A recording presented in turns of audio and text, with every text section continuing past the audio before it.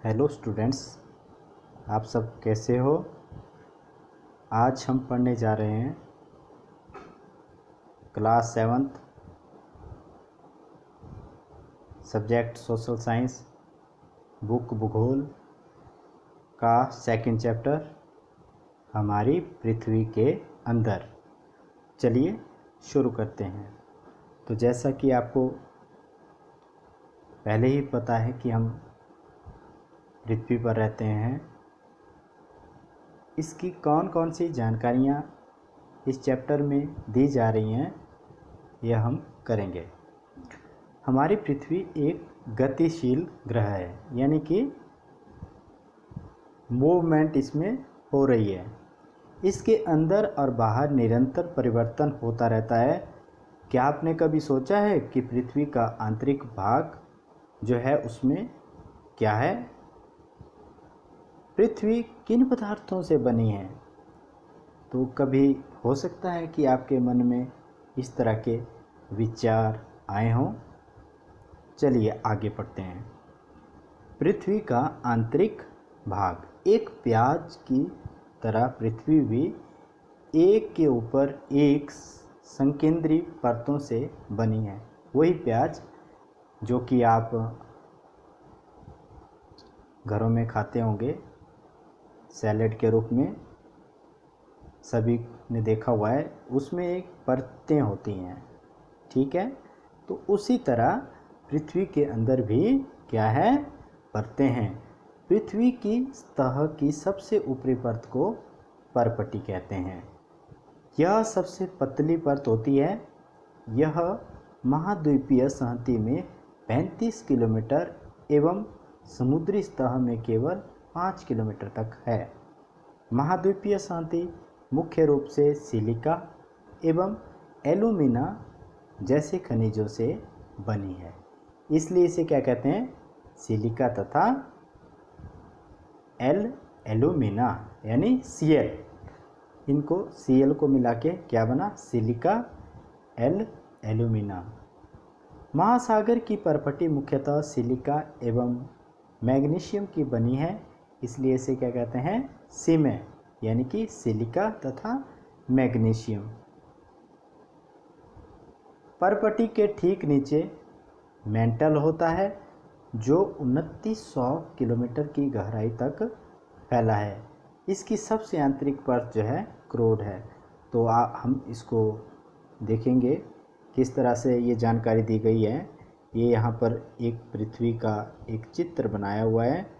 ये यहाँ पर आंतरिक क्रोड है, ये परपटी जहाँ पर रह रहे हैं, और स्थल मंडल है, क्रोड मेंटल सीमा, क्रोड मेंटल सीमा है, और यहाँ पर बाह्य क्रोड है, और ये आप देख रहे होंगे मेंटल है, ठीक है।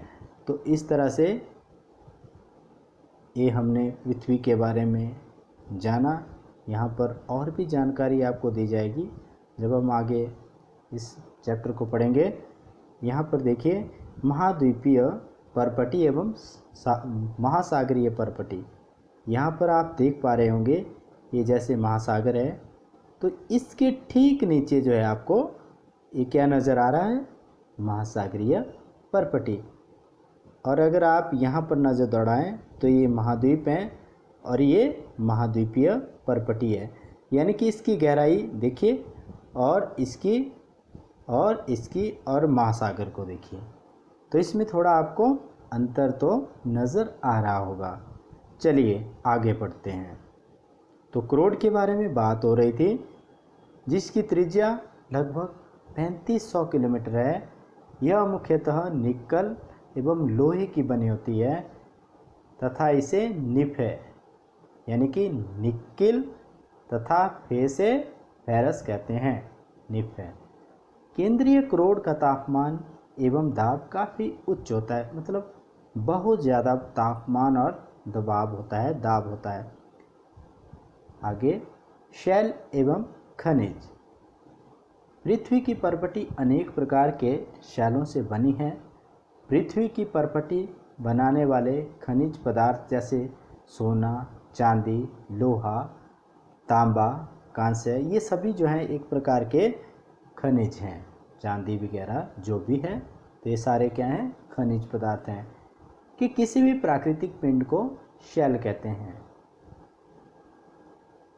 एक बार फिर से पढ़ लेते हैं कि पृथ्वी की जो परपटी है जिस पर हम रहते हैं, उसको बनाने वाले खनिज पदार्थ के किसी भी प्राकृतिक पिंड को शेल कहते हैं। शेल विभिन्न रंग और आकार एवं गठन की हो सकती है। मुख्य रूप से शेल जो है 3 प्रकार की होती हैं। आग्नेय शेल, जिसको हम इंग्लिश में इग्नियस बोलते हैं, और अवसादी, जिसको हम सेडिमेंट्री कहते हैं, तथा कायांतरित शेल यानी मेटामॉर्फिक शेल। तो ये जो हैं 3 प्रकार की शेलें होती हैं। द्रवित मैग्मा ठंडा होकर ठोस हो जाता है, इस प्रकार बने शेल को आग्नेय शेल कहते हैं। जैसे पिघला हुआ जो मैग्मा है अगर ठंडा हो गया और फिर ठोस बन गया, उस प्रकार के शेल को आग्नेय शेल कहते हैं, और उन्हें प्राथमिक शेल कहते हैं। आपने ध्यान रखना है, जो हमारी इग्नियस जो शैलें हैं वो क्या है, प्राथमिक शेल है। आग्नेय शेल 2 प्रकार की होती है, अंतर्वेदी शेल और बहिर्वेदी शेल। क्या आप ज्वालामुखी से निकलते हुए लावा की कल्पना कर सकते हैं? तो मान लो कोई पर्वत आपने देखा, तो यहाँ से आपने ज़्यादातर साइंस में पढ़ा होगा कि किस तरह से उस पर्वत से जो है लावा जो है गिरता है, जो पिघला हुआ होता है, एक विस्फोट की भांति वो बाहर निकलता है। इसके आसपास बिल्कुल भी नहीं जाना चाहिए, क्योंकि ये बहुत ही ज़्यादा खतरनाक होता है। ठीक है। वास्तव में आग की तरह लाल द्रवित मैग्मा ही लावा है, जो पृथ्वी के अंदर के भाग से निकलकर सतह पर आता है।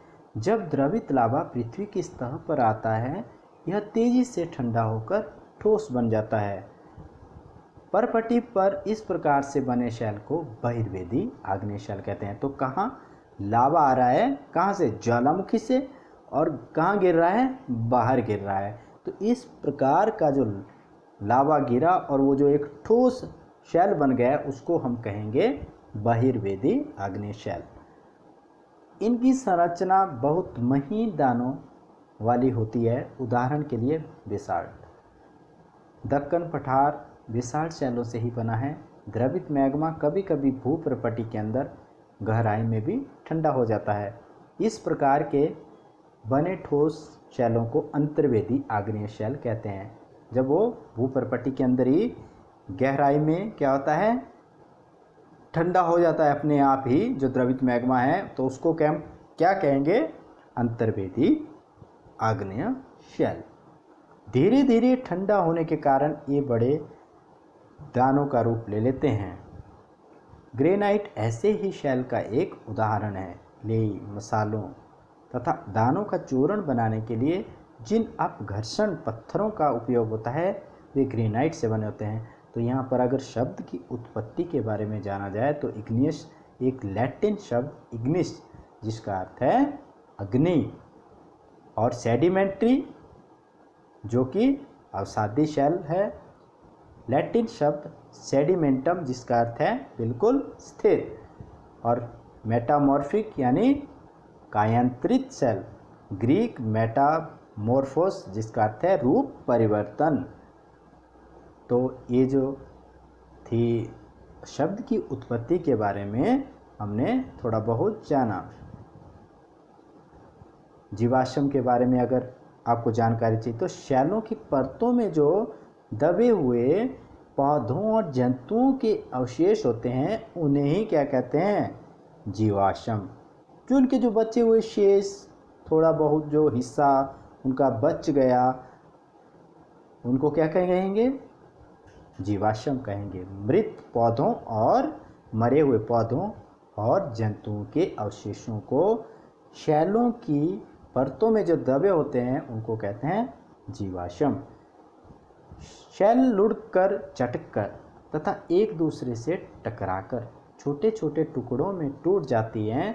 इन छोटे कणों को अवसाद कहते हैं। जो छोटे छोटे कण होते हैं, जैसे शैल लुढ़क रही है, जिस तरह से कोई पत्थर लुढ़क रहा है, वो एक दूसरे से टकराए, उनके छोटे छोटे टुकड़े हो गए, तो उन छोटे छोटे कणों को हम क्या कहेंगे? अवसाद कहते हैं।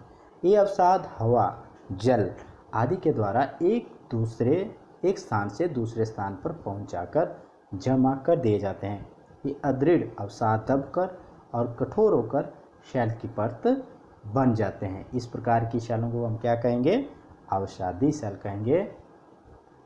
उदाहरण के लिए बलुआ पत्थर, वही आपको जिस तरह से जानकारी दी गई पत्थर की, रेत के दानों से बनता है। इन शैलों में पौधों, जानवरों एवं अन्य सूक्ष्म